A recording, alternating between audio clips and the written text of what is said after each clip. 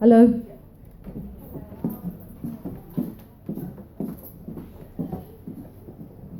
Setting up in business. People might have said to you over the years, you should be your own boss. You should set up in business. But why would you do that? Well, you might think, I've got an idea. I could make loads of money. But what I'd say to you is think about whether it suits you to be in business. People say to me, you're okay, you work for yourself. Now that's great, I've got flexibility. So yesterday was my birthday, so I took the day off. Because why wouldn't you on your birthday? But then, it's isolating working for yourself. And for some people, they like being at work. I know for me, sometimes when I'm out networking, that I think, really, you'd be better off going back to work. You've got the company there. Sometimes for me, I have an idea and I say, Anna, what do you think about this idea? And it's like, it could be a great idea, couldn't it, Anna? But I'm on my own. And I think sometimes we're taken away with a fantasy of working for ourselves. And I just say, think about it before taking that step. So, how do you start? Well, you might have an idea. You might think, well, I love making cakes, so let's make a business of it. Let's take that idea and make some money. I know with me, over the 10 years of trading, when people said to me, what's your passion? What do you really love? I'd always think, well, the only thing I really love and I'm passionate about is colouring. And I think, well, how does that work? I'm an accountant. And it wasn't until last year when I started writing Anna's Simple Accounting Guides. Now with these were illustrated by me, by hand, on big paper with felt tip pens. And I thought, after 10 years of trading, I've suddenly used my colouring. So it is exactly that. It's thinking of a passion, something that you love doing, using that idea to set up in business. But also, it's no good thinking, I love this is great fun, if there's no market out there. So it's a case of asking people and talking to people, doing that market research to find out if there's a gap in the market there, if you're giving somebody something that they need. So what do you do now? You've had your idea, you've checked the market, there's a market there. Your next thing to do is your business plan. There's a lot of books out there that are very wordy and very complicated, and you just think, I'm not going to do it. Even with me looking at a book like this, I just think I couldn't really be bothered to do it. But in fact, your business plan is quite easy and simple, and it doesn't need to be difficult to prepare. So it's a case of thinking, okay, why am I setting up the business? What are the objectives? What's the product or service? Who are my customers? Who are my competitors? And really just making it as simple as possible. And also, who is part of your business, who can help you and support you? You might have friends, colleagues, organisations like WHG that you can turn to for support. Or you might have mentors that help you. I know with me, with writing my books in particular, I've got no idea how to write books, how to publish books. So I asked, and I'd always say, ask for help and ask for that support. And of course, within your business plan, a very important part of your business plan is the cash flow forecast. And I know for a lot of people, as soon as you get into the figure work, they get quite worried.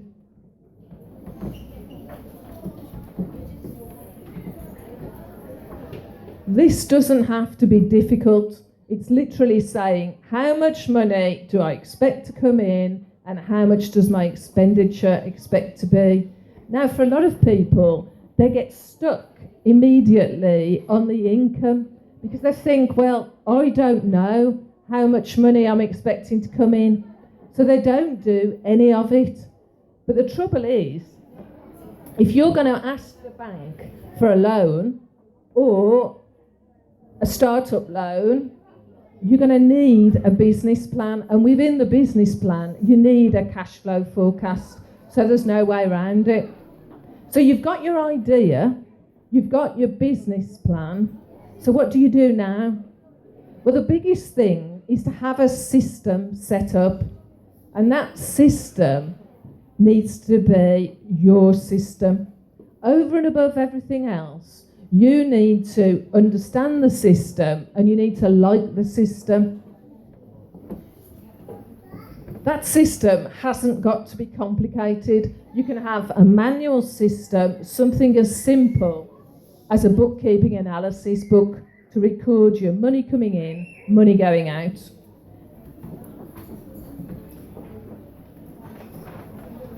You can have very simple income and expenditure spreadsheets. I've got templates for these if anybody would like them.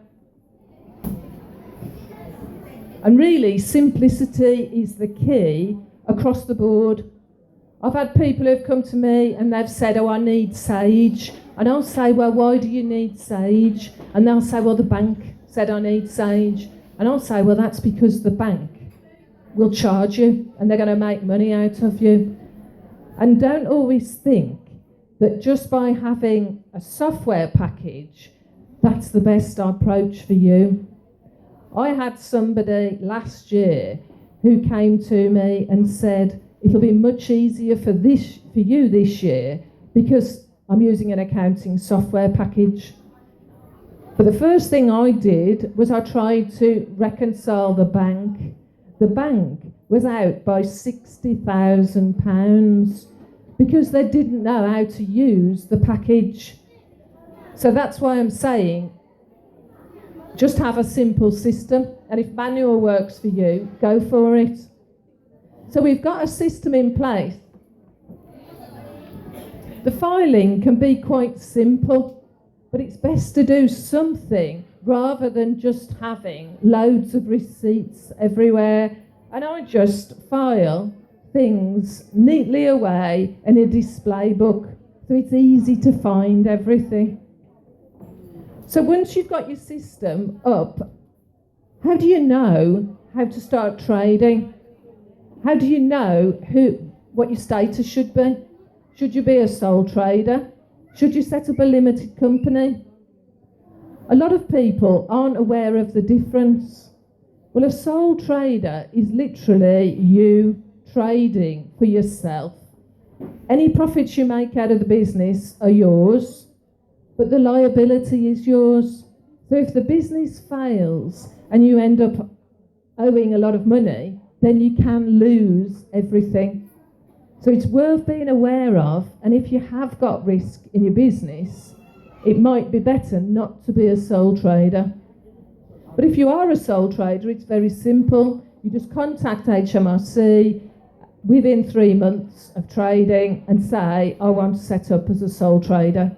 Then once a year, you need to file accounts and your tax return.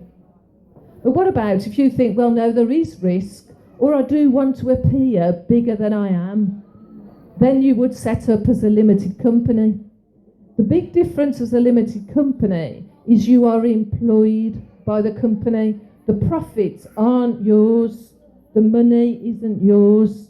And it's a big thing to remember that you can't just take money out of the business. To be a limited company, you would need to get in touch with Companies House to set up as a company. and also tell HMRC that you are starting to trade. See, with either of those, you can do it all yourself, but I would definitely say to you, before you start, I would ask an accountant for their advice about whether you should be a sole trader or a limited company. But make sure that you can speak to that accountant, you've got a relationship with them, you can communicate with them, because that's an important step. Other things that you'd need to take into account with the setup are your website, your hosting, your hardware, your computer, your software. There's lots of things to take account of before you can think, okay, I'm ready to start. So things to take on board. And also, like I said, with having a business plan, there are grants available for starting up. So think about those as well. Think about the amount of money you need to pay out to start up in business, but think about the grants. And also, one thing I've noticed is how useful it is to barter your time. So if you've got a product or a service that other people might need, or you know somebody that you need their product or service, it's a good idea to meet up, because that's the only way, if you haven't got clients, that you're actually going to get testimonials for that product or service. And also it means that you can actually save money. But another thing that's worth being aware of with setting up your business is the name of your business. So your name needs to be easy to understand and easy to spell. I know I've met up with people and I've said, what's the name of your company? And they've told me, and they've said, oh, I picked that name because it's special because of this, that and the other. And I think, well, I don't care, because I want that name to be memorable for the business and the product, not because it's special to you. So I think it's worth taking account of the name as an important part of your setting up. So really, to summarise, you need to keep your figures up to date. You need to know what's in the bank. You need to know what's coming in and what's going out.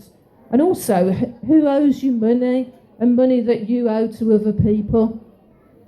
It's those sort of things that will help you to be a success. So thank you very much. Thank you for listening. I'm happy to take questions later. I'm happy if people want to come and chat to me and ask me anything. I've been in business for 10 years working for myself. I've been an accountant for, it must be 25 years now. So I've learned a lot about small businesses. So if you've got questions, then come and ask me. Thank you.